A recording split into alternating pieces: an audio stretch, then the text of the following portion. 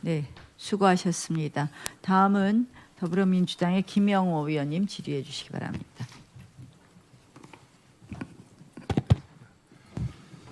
네, 제가 오늘 청문회 네 번째 질의자로 나섰는데요. 아무리 청문회지만 너무 분위기가 야박한 것 같습니다. 우리 총리로 지명되셨는데 아무도 축하의 말씀을 전하지 않아서 제가 처음으로 국무총리 후보자 지명을 축하드린다는 말씀을 전하고 싶고요. 아까 박강원 의원님께서 언급은 하셨지만 최근 여론조사 보면은요, 우리 정세균 후보자님의 국무총리 취임을 찬성하는 여론이 약 54%, 반대가 한 32.4%인데요. 아마 이런 국민들의 평가는 지금까지 정세균 후보님께서 걸어오신 정치적 행보에 대한 국민들의 평가, 또 신임 국무총리로서의 국민들의 기대가 거기에 반영되어 있다고 생각합니다. 하지만 지금 이제 야당은 우리 정세균 전 의장님의 국무총리 후보 지명 수락을 두고 이제 야권의 공세를 지금 계속 높여가고 있는데요. 공세 핵심은 이제 국회의장 출신이 행정부의 2인자인 국무총리를 맡는 것이 적절치 않다는 계속 야당의 이제 공세가 있습니다. 야당은 상권 분립의 훼손이고 입법부의 권위를 침해한 것이며 의전 서열을 역행한 것이다, 이런 주장을 하고 있는데요. 우리 후보자님 역시도 총리 제안을 처음 받았을 때 국회의장 출신으로서 고심이 컸던 걸로 알고 있습니다. 그렇습니다. 제가 듣기로는 국무총리 제안을 몇 차례 받으신 거로 알고 있는데 나려가 굉장히 어렵지 않습니까? 이런 시기에 대통령께서 제안하신 걸 정말 외면할 수도 없고 나름대로 고심이 크셨을 텐데 총리직 제안을 수용하신 결정적인 이유는 어떤 것이었습니까? 이제 작년도에 우리나라 경제가 잠재 성장률이 한 2.67% 정도 되는데 실질적으로는 정부가 많은 노력을 통해서 겨우 2% 성장에 그쳤지 않습니까? 그렇게 성장이 부진하면 일자리가 어려워지지요. 그리고 서민들의 민생이 더 어려워집니다.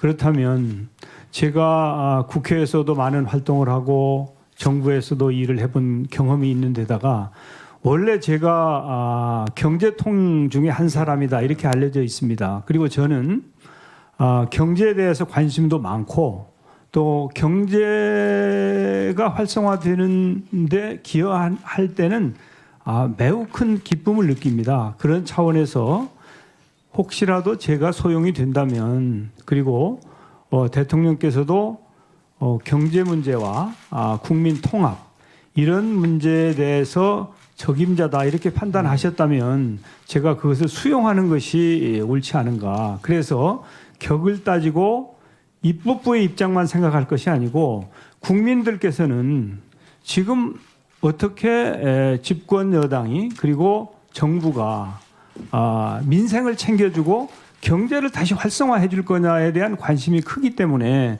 제가 일조를 해야 되겠다고 하는 결심을 하고 나서게 된 것입니다. 네, 지금 이제 야당에서는 상권 분립 훼손을 자꾸 얘기하는데요. 저는 박근혜 정부에서 몸담았던 의원님들께서는 그런 말씀할 자격이 없다, 저는 말씀을 드립니다. 우선 상권 분립에 대한 지난 정부의 대표적인 사례 한번 말씀드릴게요. 지난 2013년 박근혜 정부 시절 행정부가 사법부에 압력을 넣어서 일본 강제징용 피해자 배상에 대한 한국 법원의 판결을 지연시켰던 사건 잘 아시잖아요. 예.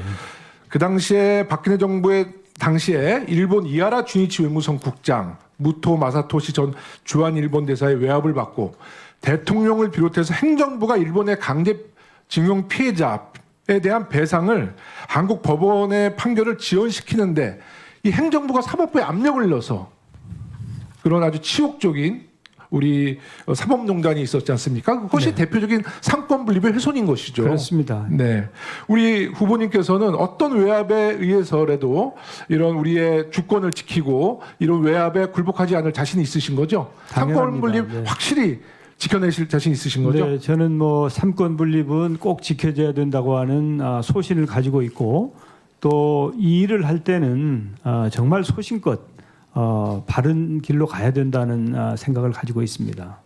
지금 뭐 아까도 언급하셨지만 국회의장직을 수행하다가 총리를 하기 위해서 중간에 그만두고 바로 총리가 된다 그러면 뭐 비판받을 수 있습니다만은 이미 국회의장을 그만두신 지가 이제 2년 되셨잖아요. 그렇습니다. 네, 저도 그래서 상권 분립에 야당의 공세는 동의할 수 없고요.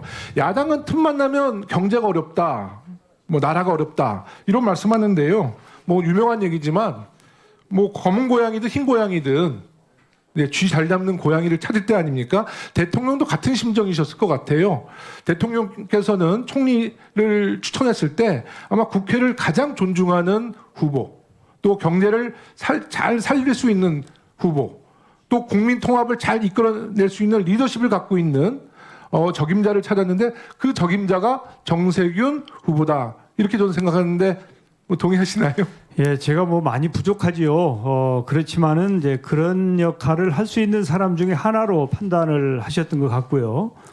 제가 만약에 모두 발언에서도 말씀드렸습니다만은 국무총리로 일할 기회가 주어진다면 정말 혼신의 노력을 다해서 경제를 살리고 국민 통합을 이루는데 앞장서도록 그렇게 하겠습니다. 네, 지금 이제 시간이 얼마 안 남아서 이제 이번에 의전 서열에 대한 좀 야당의 공세가 있어서 한 말씀 드리겠습니다. 야당이 주장하고 있는 의전 서열은 말 그대로 의전 서열로 구분해 놓은 서열입니다. 본 의원실에서 행정안전부로부터 공식 답변을 받았거든요. 의전 서열이 무엇인가에 대해서. 의전 서열은 국가 서열과 같은지 이제 이런 것이 국민들이 굉장히 혼동할 수 있는 부분인데요. 답변의 내용은 그렇습니다. 의전 서열은 국가 서열이 아니며 이에 대한 공식적인 명문 규정도 없는 것으로 알고 있습니다.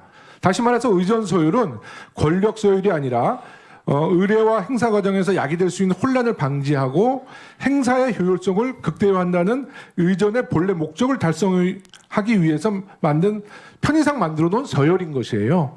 근데 이것을 놓고 뭐 서열 2위가 뭐 4위로 갔다 5위로 갔다 이렇게 야당이 비판을 하는데요. 황교안 대표인 경우에는 총리를 하셨잖아요. 또 나중에는 대통령 권한대행까지 하셨어요. 이런 분이 의전 서열인 야당 대표는 7위로 돼 있는데 야당 대표가 된 것은 그러면 의전 서열 1위 하던 분이 7위 하는 것은 과연 자유한국당 의원님이 생각하는 어떤 입장이신지 궁금해요. 상식적인 네, 의전 서열과는 뭐 이제 그것은 외교부의 편람에 나와 있는 것인데 외교부가 의전을 많이 따지지 않습니까?